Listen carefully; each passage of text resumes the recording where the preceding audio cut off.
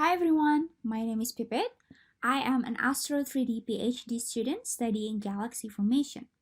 In today's experiment, we will make flames in different colors using different household chemicals.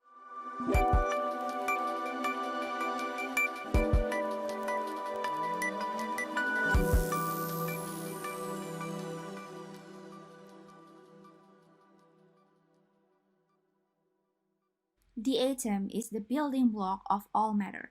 It consists of protons and neutrons in the core of the atom, or what we call the nucleus, that are surrounded by electrons. Electrons circling around the nucleus have specific energy levels. If electrons gain energy, they will move up to a higher level.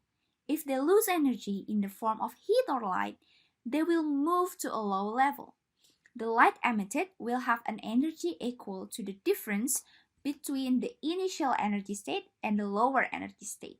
Differences in light energy can be seen as different wavelengths, or for the visible light, different colors. Different types of atoms have different energy levels.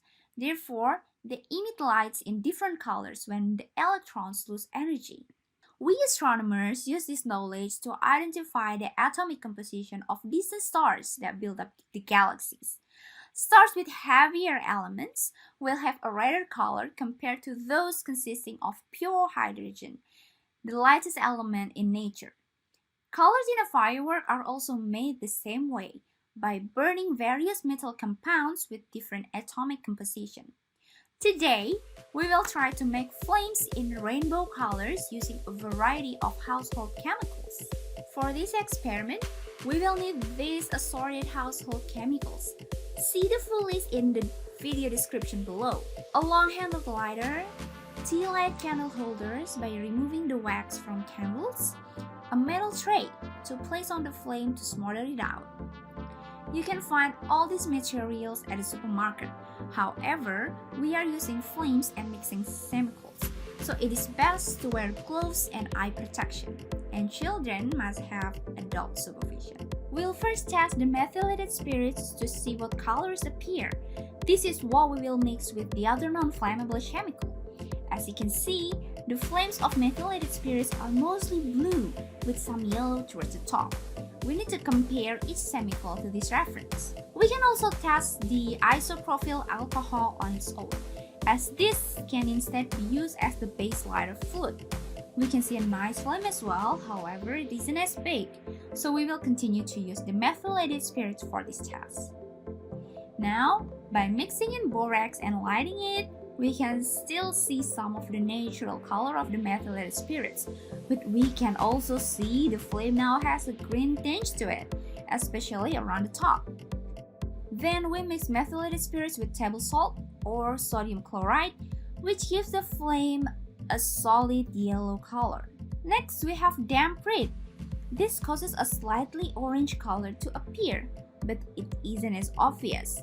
You can see it mostly around the top of the flame. Now we have lithium. The lithium has to be carefully removed from the inside of lithium battery. See how in our full instructions.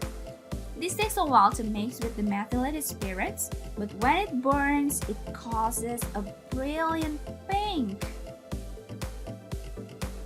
Next, we have potassium chloride, which is a replacement table salt. This turns the flame slightly purple. Unfortunately, we could only find 50-50 potassium sodium salt, so what we see is a mix of the sodium yellow and the potassium purple. Lastly, we have Epsom salts, which contain magnesium. This causes the flames to turn white.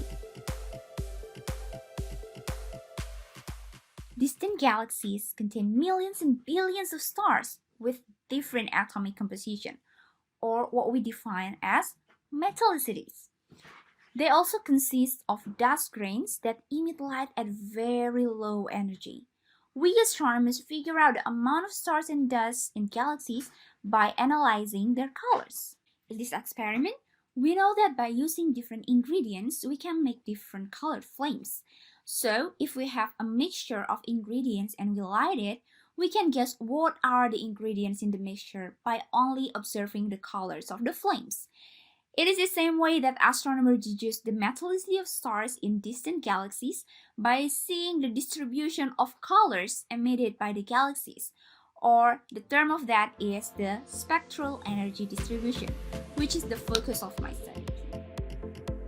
Astro 3D is the Australian Research Council's Centre of Excellence for all-sky astrophysics in 3 dimensions. Our astronomers are searching to understand the evolution of the matter, light and elements from the Big Bang to the present day. This Astro in the Home series is your opportunity to unlock the secrets of the universe with your own 2 hands. Find out more by visiting our website, following us on social media, or subscribing to our YouTube channel to be notified whenever we upload new content. Now, go explore the universe.